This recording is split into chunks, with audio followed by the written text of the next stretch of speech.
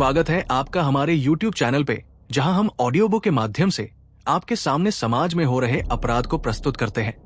तो चलिए शुरू करते हैं अपराध की एक और अनसुनी यात्रा। कभी दोस्ती तो कभी तथाकथित प्यार के झांसे में आकर कई लड़कियां ब्लैकमेलरों के चक्कर में फंस जाती है। मतलब शरीर ही नहीं, उनसे पैसे भी मांगे जाते हैं। तुझे क्या लगता है कि आत्महत्या कर लेने से तेरी समस्या दूर हो जाएगी? समस्या दूर हो या ना हो, लेकिन मैं हमेशा के लिए इस दुनिया से दूर हो जाऊंगी। तू नहीं जानती नेहा, मेरा खाना पीना सोना यहां तक कि पढ़ना भी दूभर हो गया है। हर वक्त डर लगा रहता है कि न जाने कब उसका फोन आ जाए और वो मुझे फिर अपने कमरे में बुलाकर कहते हुए रंजना बदला नाम। सुबह उठी तो उसकी रूममेट नेहा का कलेजा मुंह को आने लगा। उसे लगा कि वो अभी ही खुद जाकर उस कमबख्त कलमुहे मयंक साहू का टेंटुआ दबाकर उसकी कहानी हमेशा के लिए खत्म कर दे, जिसने उसकी सहेली की जिंदगी नर्क से बदतर कर दी है। अभी अभी नेहा ने जो देखा था वो अकल्पनीय था। रंजना खुदकुशी करने पर आमादा हो आई थी, जिसे उसने जैसे तैसे रोका था, लेकिन साथ ही वो खुद भी घबरा गई थी। उसे इतना जरूर समझ आ गया था कि अगर थोड़ा वक्त रंजना से बातचीत कर गुजार दिया जाए तो उसके सिर से अपनी जिंदगी खत्म कर लेने का ख्याल उतर जाएगा। लेकिन उसकी इस सोच को कब तक रोका जा सकता है? आज नहीं तो कल रंजना परेशान होकर फिर ये कदम उठाएगी। वो हर वक्त तो रूम पर रह नहीं सकती। रंजना को समझाने के लिए वो बड़े बूढ़ों की तरह बोली, इसमें तेरी तो कोई गलती नहीं है, फिर क्यों किसी दूसरे के गुनाह की सजा खुद को दे रही है? ये मत सोच कि इससे उसका कुछ बिगड़ेगा, उल्टे तेरी इस बुजदिली से उसे शह और छूट ही मिलेगी। फिर वो बेखौफ होकर न जाने कितनी लड़कियों की जिंदगी बर्बाद करेगा। इसलिए हिम्मत करके उसे सबक सिखा। ये बुजदिली तो कभी भी दिखाई जा सकती है। जरा अंकल आंटी के बारे में सोच, जिन्होंने बड़ी उम्मीदों और ख्वाहिशों से तुझे यहाँ पढ़ने भेजा है। रंजना पर नेहा की बातों का वाजिब असर हुआ। उसने खुद को संभालते हुए कहा, फिर क्या रास्ता है? वो कहने भर से मानने वाला होता तो 3 महीने पहले ही मान गया होता। जिस दिन वो तस्वीरें और वीडियो सोशल मीडिया पर वायरल कर देगा, उस दिन मेरी जिंदगी तो खुद ही खत्म हो जाएगी। जिन मम्मी पापा की तू बात कर रही है, उन पर क्या गुजरेगी? वे तो सिर उठाकर चलने लायक तो क्या, कहीं मुंह दिखाने लायक भी नहीं रहेंगे। एक रास्ता है, नेहा ने मुद्दे की बात पर आते हुए कहा, बशर्ते तू थोड़ी सी हिम्मत और सब्र से काम ले तो ये परेशानी चुटकियों में हल हो जाएगी। माहौल को हल्का बनाने की गरज से नेहा ने सचमुच चुटकी बजा डाली। क्या मुझे तो कुछ नहीं सूझता? कोड रेड पुलिस, वो तुझे इस चक्रव्यूह से ऐसे निकाल सकती है कि सांप भी मर जाएगा और लाठी भी नहीं टूटेगी। कोड रेड पुलिस के बारे में रंजना ने सुन रखा था कि पुलिस की एक यूनिट है जो खासतौर से लड़कियों की सुरक्षा के लिए बनाई गई है और एक काल पर आ जाती है। ऐसे कई समाचार उसने पढ़े और सुने थे कि कोड रेड ने मंचलों को सबक सिखाया या फिर मुसीबत में पड़ी लड़की की तुरंत मदद की। रंजना को नेहा की बातों से आशा की एक किरण दिखी, लेकिन संदेह का धुंधलका अभी भी बरकरार था कि पुलिस वालों पर कितना भरोसा किया जा सकता है और बात ढकी मुंदी रह पाएगी या नहीं। इससे भी ज्यादा अहम बात यह थी कि वे तस्वीरें और वीडियो वायरल नहीं होंगे, इसकी क्या गारंटी है? इन सब सवालों का जवाब नेहा ने ये कह कर दिया कि एक बार भरोसा तो करना पड़ेगा, क्योंकि इसके अलावा कोई और रास्ता नहीं है। मयंक दरअसल उसकी बेबसी, लाचारगी और डर का फायदा उठा रहा है। एक बार पुलिस के लपेटे में आएगा तो सारी धमाचौकड़ी भूल जाएगा और शराफत से फोटो और वीडियो डिलीट कर देगा। जिनकी धौंस दिखाकर वो न केवल रंजना की जवानी से मनमाना खिलवाड़ कर रहा था, बल्कि उससे पैसे भी ऐंठ रहा था। 20 वर्षीय रंजना और नेहा के बीच ये बातचीत बीती अप्रैल के तीसरे सप्ताह में हो रही थी।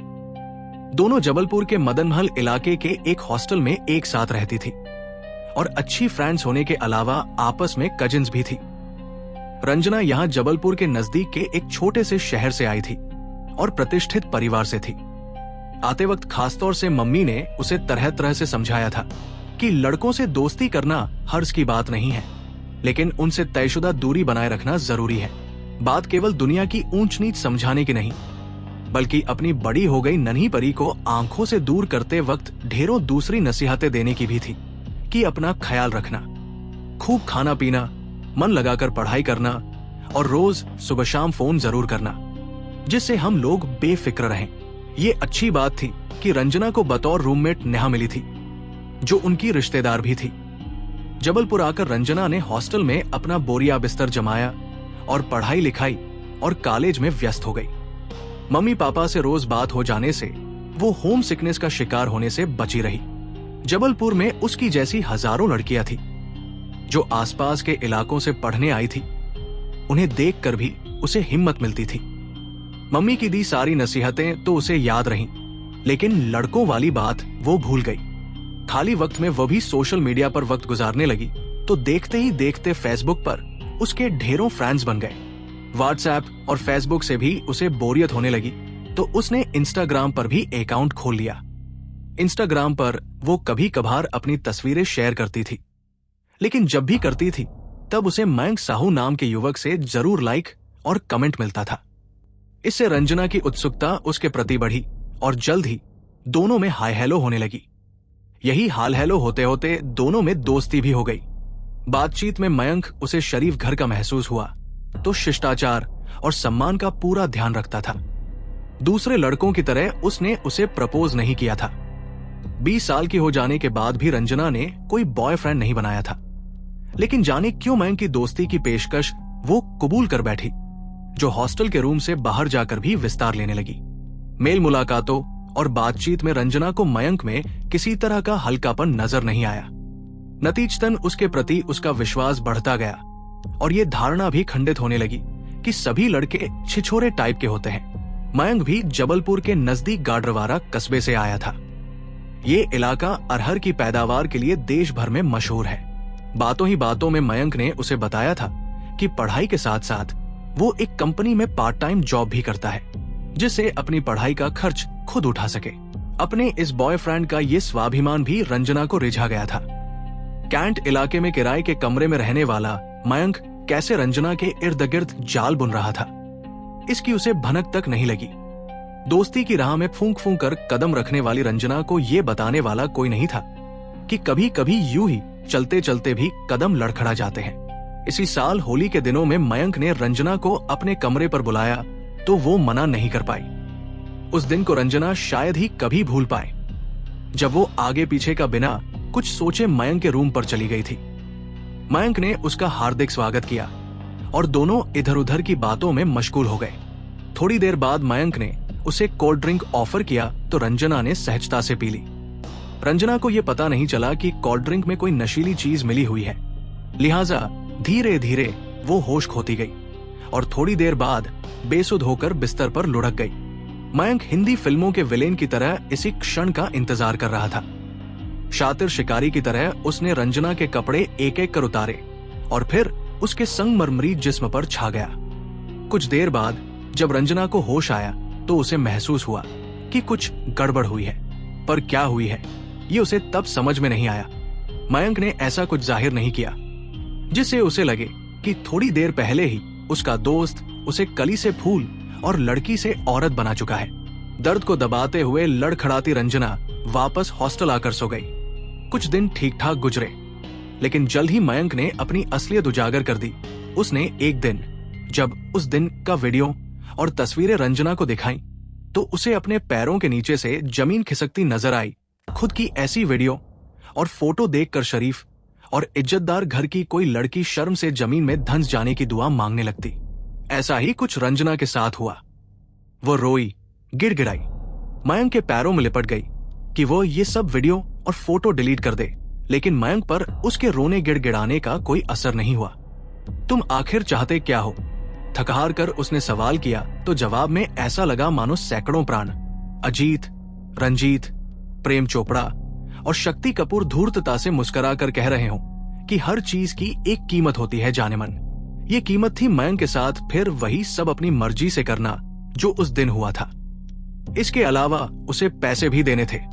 अब रंजना को समझ आया कि उसका दोस्त या आशिक जो भी था ब्लैकमेलिंग पर उतारू हो आया है और उसकी बात न मानने का खामियाजा क्या क्या हो सकता है, इसका अंदाजा भी वो लगा चुकी थी। मरती क्या न करती की तर्ज पर रंजना ने उसकी शर्तें मानते हुए उसे शरीर के साथ साथ 10,000 रुपए भी दे दिए, लेकिन उसने उसकी तस्वीरें और वीडियो डिलीट नहीं किए। उल्टे अब वो रंजना को कभी भी अपने कमरे पर बुलाकर मनमानी करने लगा था। साथ ही वो उससे पैसे भी झटकने लगा था। रंजना चूंकि जरूरत से ज्यादा झूठ बोलकर मम्मी पापा से पैसे नहीं मांग सकती थी, इसलिए एक बार तो उसने मम्मी की सोने की चेन चुरा कर ही मयंक को दे दी। रंजना 3 महीने तक तो चुपचाप मयंक की हवस पूरी करके उसे पैसे भी देती रही, लेकिन अब उसे लगने लगा था कि वो एक ऐसे चक्रव्यूह में फंस गई है जिससे निकलना मुश्किल ही नहीं नामुमकिन है। ऐसे में उसने अपनी जिंदगी खत्म करने का फैसला ले लिया। नेहा अगर वक्त रहते न बचाती तो वो अपने फैसले पर अमल भी कर चुकी होती, लेकिन नेहा ने उसे न केवल बचा लिया बल्कि मयंक को भी उसके किए का सबक सिखा डाला। नेहा ने कोड रेड पुलिस टीम को इस ब्लैकमेलिंग के बारे में जब विस्तार से बताया तो टीम ने रंजना को कुछ इस तरह समझाया कि वो आश्वस्त हो गई कि उसकी पहचान भी उजागर नहीं होगी और वे फोटो व वीडियो भी हमेशा के लिए डिलीट हो जाएंगे। साथ ही मयंक को उसके जुर्म की सजा भी मिलेगी। कोड रेड की इंचार्ज एसआई माधुरी वासनिक ने रंजना को पूरी योजना बताई जिससे मय सबूतों के उसे रंगे हाथों धरा जा सके। इतनी बातचीत के बाद रंजना का खोया आत्मविश्वास भी लौटने लगा था। योजना के मुताबिक फुल एंड फाइनल सेटलमेंट के लिए 26 अप्रैल को रंजना ने मयंक को भंवरताल इलाके में बुलाया। सौदा 20,000 रुपए में तय हुआ। उस वक्त सुबह के कोई 6 बजे थे जब मयंक पैसे लेने आया। कोड रेड के अधिकारी पहले ही सादे कपड़ों में चारों तरफ फैल गए थे। माधुरी वासनिक फोन पर रंजना के संपर्क में थी। जैसे ही मयंक रंजना के पास पहुंचा तो पुलिस वालों ने उसे चारों तरफ से घेर लिया। शुरू में तो वो माजरा समझ ही नहीं पाया और दादागिरी दिखाने लगा, लेकिन जैसे ही उसे पता चला कि सादा लिबास में ये लोग पुलिस वाले हैं तो उसके होश फाख्ता हो गए। जल्द ही वो सच सामने आ गया जो मयंक के कैमरे में कैद था। मयंक का मोबाइल देखने के बाद जब इस बात की पुष्टि हो गई कि रंजना वाकई ब्लैकमेल हो रही थी तो बहुत देर से उसका इंतजार कर रहे पुलिस वालों ने उसकी सड़क पर ही तबीयत से धुनाई कर डाली। पुलिस ने उसे कई तमाचे रंजना से भी पड़वाए जिन्हें मारते वक्त उसके चेहरे पर प्रतिशोध के भाव साफ साफ दिख रहे थे। तमाशा देखकर भीड़ इकट्ठी होने लगी तो पुलिस वाले मयंक को जीप में बैठाकर थाने ले गए और उस पर बलात्कार और ब्लैकमेलिंग का मामला दर्ज करके उसे हवालात भेज दिया। ब्लैकमेलिंग की एक कहानी का ये सुखद अंत हर उस लड़की के नसीब में नहीं होता जो किसी मयंक के जाल में फंसी छटपटा रही होती है और थक हार कर खुदकुशी करने के अलावा उसे कोई रास्ता नजर नहीं आता। इस मामले से ये तो सबक मिलता है कि लड़कियां अगर हिम्मत से काम ले और पुलिस वालों के साथ साथ घर वालों को भी सच बता दे तो बड़ी मुसीबत से बच सकती है। नेहा की दिलेरी और समझ रंजना के काम आई। इससे लगता है कि सहेलियों को भी भरोसे में लेकर ब्लैकमेलरों को सबक सिखाया जा सकता है। ऐसी हालत में आत्महत्या करना समस्या का समाधान नहीं है। समाधान है ब्लैकमेलर्स को उनकी मंजिल, हवालात और अदालत का रास्ता दिखाना। मगर इसके पहले ये भी जरूरी है कि अकेले रह रहे लड़कों पर भरोसा करके उनसे अकेले में न मिला जाए।